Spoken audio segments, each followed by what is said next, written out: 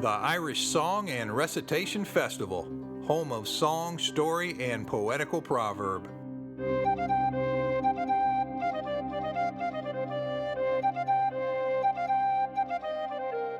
You are at the Irish Roots Cafe, and I am Mick the Bridge, your host. This is one of 3 broadcast series here at the cafe. The other 2 cover Irish Family History Worldwide and the History of the Irish in America. Oroshe da Vahawalya. So step right up to the microphone, folks. Consider calling in at 816-256-3360. Then you just speak, sing, or play your piece proudly into my phone recorder. If it fits, we will place it on the air in a future show. But remember, it's all for free and it's all for fun, and tens of thousands of our listeners are looking forward to each show. And why is that? Because every day's a holiday at the Irish Roots Cafe.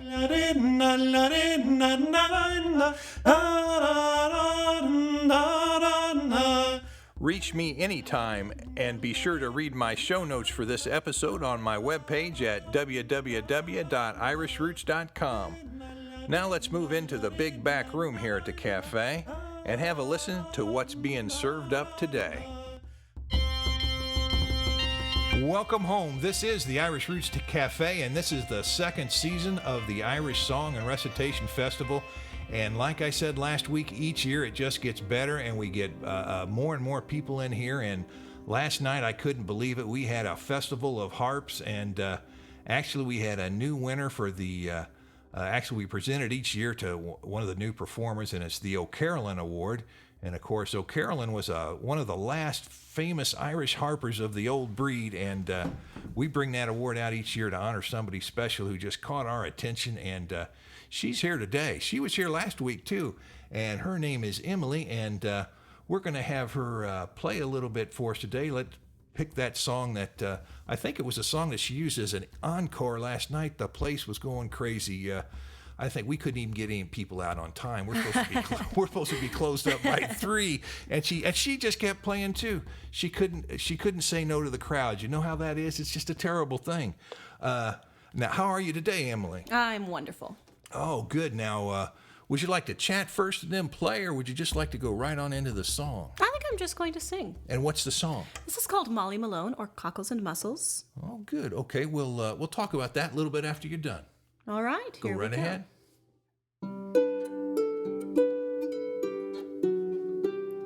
In Dublin's fair city, where girls are so pretty, I first set my eyes on sweet Molly Malone, as she wheeled her wheelbarrow through streets broad and narrow, crying cockles and mussels, alive, alive, oh, alive, alive, oh, alive, alive, oh, cockles and mussels, alive, alive, oh.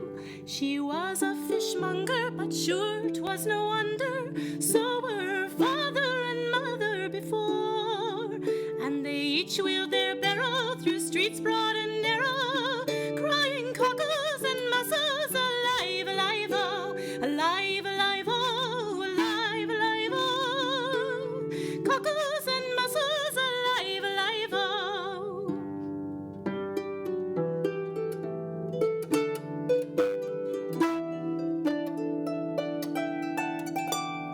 She died of a fever and no one could save her, and that was the end of sweet Molly Malone. But her ghost wheels its barrow through streets broad and narrow, crying cockles and mussels, alive, alive, oh, alive, alive, oh, alive, alive, oh, cockles and mussels, alive, alive, oh. Oh, bravo. Thank you. Now, and that was Molly Malone. Now, she wheeled a wheelbarrow. Now, that's a song that is actually sort of, some people take it as a theme for the city of Dublin yes, today. It's true. And how long have you been playing that or singing that song? I actually learned it out of a book about 4 years ago. Oh my gosh! And so it just struck your fancy at that time. That's right. I liked the irony or the joke that was kind of put in the last lines there. Well, that's right. And there's been some debate about it. Some people say that, of course, that it's almost a national anthem of Ireland because it's so popular, and it's being sung at like athletic events and the rugby teams in Leinster and the international rugby team. And it was even in the famous film way back when, A Clockwork Orange. And what do you think? That's the story of who? A good-looking girl who was on the streets of Dublin selling fish? What does a picture come to your mind when you're singing it? Who does she become? Well, there was a statue that was erected in Dublin, and it showed a very chesty and quite beautiful girl with a wheelbarrow full of cockles and mussels. And there has been, of course, debate as to whether that was an accurate portrayal or not. I like to think of Molly as a rather ordinary person who had the misfortune of having a song written after her. And no one knows if she existed or not. But you know what? I think that typifies a whole era in Ireland when there was really hard times. Of course, you look back at Irish history, and there's so many hard times all the way down through the centuries, and it just reminds me of the salt of the earth person who might have had a hard times and a hard job and maybe had just threadbare clothes, but you could always count on her to be your friend when you were out there and you were at the market. You'd always count on seeing old Molly Malone. Maybe that was the kind of girl she was. Perhaps so. You never know. Now let's talk a little bit about, you said you learned that 4 or 5 years ago. Now, how'd you get into the harp and then the Celtic music? Well, I have a lot of Scottish heritage, and I had not been very aware of that until about 4 years ago when I happened to attend a Kansas City Scottish Highland Games Festival. And it was raining, and it was a rather miserable day, and so I took shelter from the rain in a room which happened to have a group harp lesson going on. And I joined the harp lesson, and really, it was love at first sight. I left that place in a harp-induced daze, absolutely determined to play the harp, and 9 months later bought my first harp. Had the fortune of having very good teachers, including Jennifer Leibniz, and just love it. I have found it to be an incredible vehicle for communicating the sound quality and the truth that I wish to communicate through music with the harp. Do you think that there's anything distinctive about when the people say Irish harp or Celtic harping or Celtic music? Does that bring anything to your mind that the music has a distinctive flavor when they say that? That's true. And earlier you mentioned O'Carolan, who wrote an incredible amount of harp tunes. I'm just going to play the intro from one called Shebeg Shamor, which is very popular. Oh, good.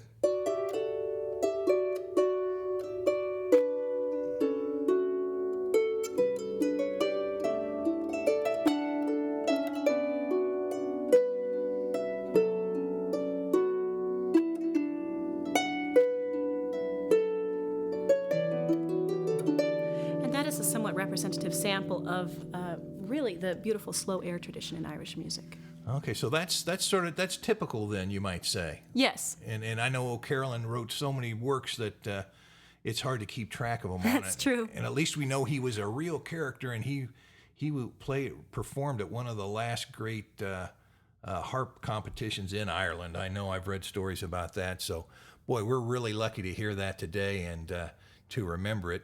Now, what else in you're involved with a couple of different groups you're starting in here in music in town? That's true.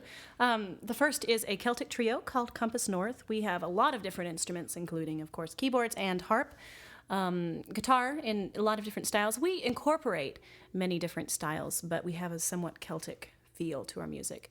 Irish whistles. My friend Kevin Foyles is a very talented Irish whistler and flautist, and so he plays that as well. And my sister, Allison, plays a very mean fiddle and violin. Oh, and you said she played in the style of, she could play in the style of Natalie McMaster? She enjoys Cape Breton style fiddling as well as American fiddle style, and the Irish, besides the classical style, which she incorporates as well. Well, now, we couldn't get her up here for the festival this year. Is she coming up later to pick you up or anything? Or That may be possible. We're going to try to talk to her and get to see if we can get her to enter the last night's fiddle competition, either this year or next, because just listening to Emily, I can tell that music runs in this line, and we sure can't get enough of it. I know that. Now, what do you do for regular life? Do you make your living with this harp? No, I don't. I have for many years been teaching piano, and I am currently working as a barista. I make espresso, and I love it. Well, how long have you been making coffee? Not too long. I got involved in the coffee culture just this fall. Well, do you have, I noticed when I came in here today, you can always tell when something's going on. Usually everybody's moping around, and I looked out there today, and there was like, everybody had a cup of coffee in their hands, and they were talking about it, and they're talking about some new flavoring in there. And they told me that you actually had brewed up something and given it to everybody as a special little treat this morning. What was it that you gave them? What was in that coffee? This was a macchiato incorporating some espresso from a small independent roaster called All Night Roasters north of the city here. And we did our best to replicate the taste of dark Bing cherries and some almond as the aftertaste. And I think we were quite successful. Boy, they sure think so. The problem is now they're going to want it all the time. And a small restaurant like this, we can't be affording all those custom blends. That's true. You might be obligated. To take it on the streets. You might have to come back every Saturday and give these folks some coffee just to keep them happy. Otherwise, we could be in real trouble. It is a wonderful addiction, I must say. Oh, my God. Well, now, what other music... just talking about what you've played, have you exhibited places? Have you gone out and played at festivals and the like? Yes, I've done a fair amount of Celtic festivals. And, of course, everyone wants the harp at the weddings and at the parties and at the business meetings. Actually, it's amazing the different things I've had the privilege of playing at. What do you fall back and rely on a particular tune when you're playing? Is there something that is going to work and you feel real comfortable with, and you use it maybe as an introduction? The Shebeg Shamor, the OCarolan tune I just played for you, is one that I tend to play at most events. Oh, good. Do you know any other tunes by O'Carolan? Yes, I do. This one has a interesting story to it. It's called The Wounded Hussar, or Captain O'Keanes Lament.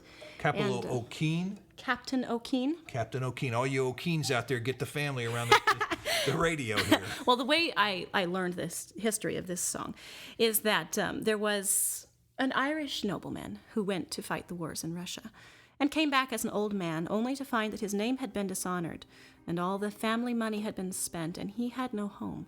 He happened to be a friend of Turlough O'Carolan. O'Carolan was rather poor and generally drunk, so he couldn't give much, but this tune. So, Captain O'Keanes Lament.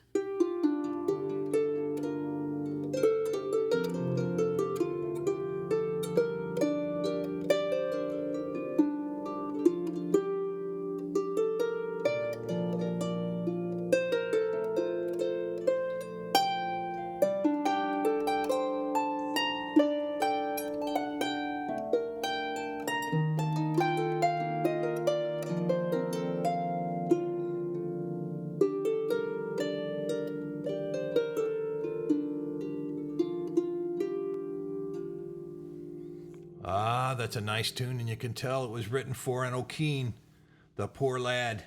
He might have been an old man by the time he got back to the continent. He might have been one of the wild geese that left Ireland during troubles and joined the armies on the continent. And that included the Russian army and the French and the Spanish in South America. We've talked about that over at the Irish Roots Cafe Genealogy and History podcast. So, after a while, everything ties together, all the way the music and the stories about the music and the genealogy. And, boy, we've really been lucky to have you here today and treat us with Molly Malone and O'Keanes Lament. Was that it? Captain O'Keane? Captain O'Keanes, Captain O'Keane. And, I bet you his descendants might make a few mistakes, and they'll be calling him General O'Keanes Lament. Sometimes it's in the DNA. He just keeps stretching and stretching. What else, before we leave here, we've had a good time today. Would you like to share anything with our audience, anything you might have found out about or wonder about the Irish or the Celtic community, local or nationally? Locally, I just have to say that I have met the most wonderful people, great musicians, but, it runs much deeper than just the music, and I'm honored to be a part of this community. That's right. Boy, well, I tell you what, you sure make a valuable contribution. Thank you. And I heard somebody whispering that right after coming to here and making such a hit at this festival, getting the awards, walking away with it all, that you're going to go out and play some rock and roll later on tonight. You got that right. At a late night gig at some Brazilian coffee house. Yes, Brazilians don't have the best coffee at all times, but they'll have the best music tonight. Yes, and it's going to be a wonderful fusion of styles.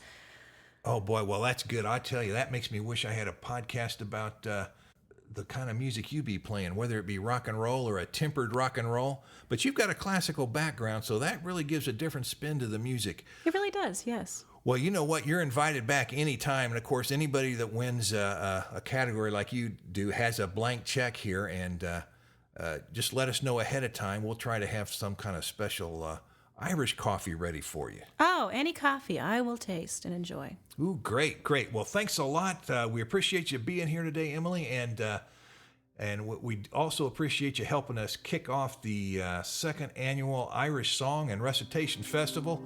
And we'll be talking to you later. Thank you.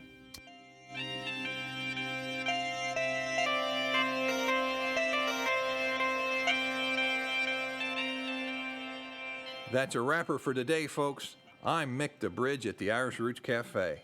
You can contact me at mike@irishroots.com or send your submission or your notes to Box 7575, Kansas City, Missouri, 64116. And you can always reach me on the web at www.irishroots.com.